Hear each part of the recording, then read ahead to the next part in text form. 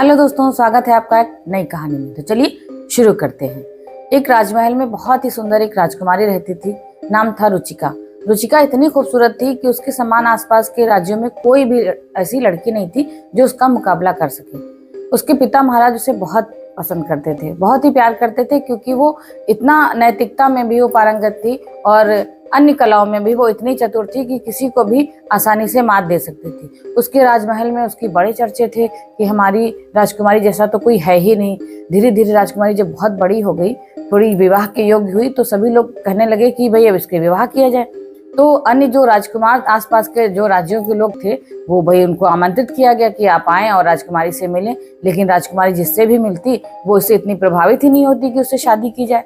इस तरह से एक एक करके बहुत राजकुमार आए उससे शादी करने की इच्छा रखते हुए, लेकिन राजकुमारी धीरे धीरे करके वो सबको नकारती चली गई। जब वो नकारती गई तब पिता महाराज बहुत दुखी हुए कि अब क्या किया जाए, इसके लायक तो कोई वर ही नहीं मिल रहा है। लेकिन राजकुमारी को अपने आप में थोड़ा थोड़ा सब, जब जितना उसको बेहद पसंद करते थे, प्यार करते थे, सब उससे अपनी बातें शेयर करते थे, बैठते थे, तो धीरे धीरे राजकुमारी में जो है थोड़ा सा घमंड बढ़ने लगा कि मेरे जैसा तो कोई है ही नहीं।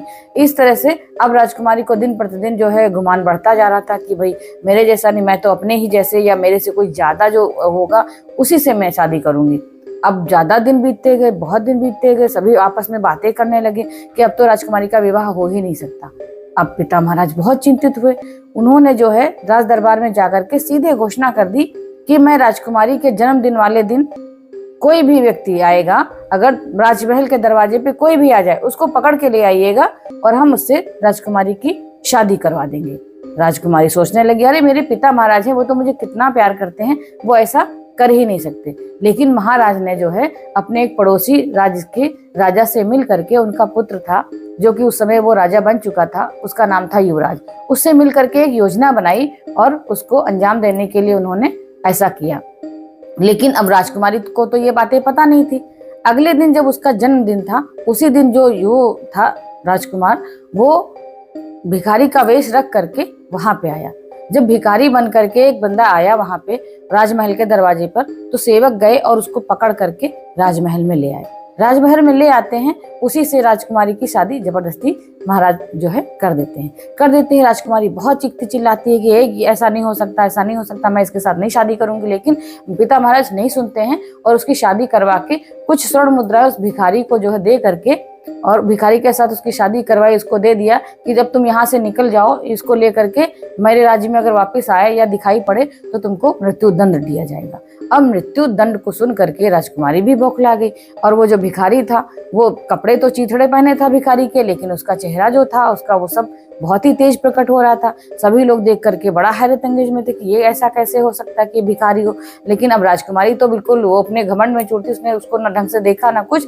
लेकिन उसको जब पिता महाराज उसके इतना चिल्लाने लगे उस पर कि जाओ जाओ जल्दी जाओ, यहाँ से बाहर निकालो इनको, अब इनकी मैंने शादी करा दी, अब इनको यहाँ रहने की कोई आवश्यकता नहीं, अब यही तुम्हारा जो कुछ है वो ले करके। अब राजकुमारी तो चिल्ला रही थी, लेकिन जो भिखारी था उसने राजकुमारी का हाथ पकड़ा और लेकर के वो चल दिया। जब वो बाहर निकला राजमहल से बाहर को और थोड़ा सा चला, तो अन्य रास्तों से होते हुए धीरे धीरे चलता हुआ जा रहा था। अब राजकुमारी बहुत परेशान, वो तो थकी जा रही थी, अब क्या होगा, आगे क्या होगा।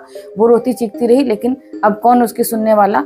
वो धीरे धीरे करके एक ऐसे रास्ते पे पहुंचते हैं, बताता है वो जो भिखारी होता है, कहने लगता है कि अब यहाँ तक तो तुम आ गई हो, अब यहाँ का सफर अब तुम्हें मेरे साथ ही तय करना होगा।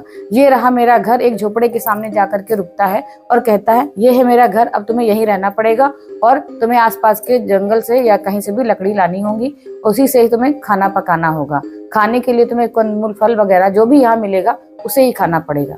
अब राजकुमारी बिल्कुल शांत, करे तो क्या करे, उसे तो पता है अब मेरी शादी हो चुकी है, अब तो मुझे इसी के साथ रहना है। वो मन मार के वहीं पे बैठ जाती है। लेकिन जो भिखारी होता वो बिल्कुल शांत रहता, वो कुछ भी ज्यादा नहीं बोलता। उसकी जीवन जो है इसी तरह से आगे चलने लगता है। कुछ दिन जब बीतते हैं तो जो भिखारी होता है वो थोड़े से बर्तन वगैरह बनाता है, कहता है जाओ इसको बाहर हाट में बेच के आओ। पास में ही एक राज्य भी होता है, वहीं पे हाट लगती होती है, बाजार। तो वो जाती है मिट्टी के बर्तन लेकर के बेचने के लिए। अब चूंकि वो राजकुमारी थी, उसे बर्तन बेचना तो आता ना था, ना उसे किसी से बात करनी आती थी बाहर के लोगों से। वो जाती है बर्तनों के पास जाकर के खड़ी हो जाती है अपने। वहीं पे एक राजकुमार आता है और उससे पूछता है कि ये बर्तन कैसे दिए। अब उसको तो भाव ताव तो कुछ मालूम नहीं था, तो राजकुमार उससे पूछता रहता पर वो कोई बात नहीं करती, बर्तनों के पास खड़ी रहती है।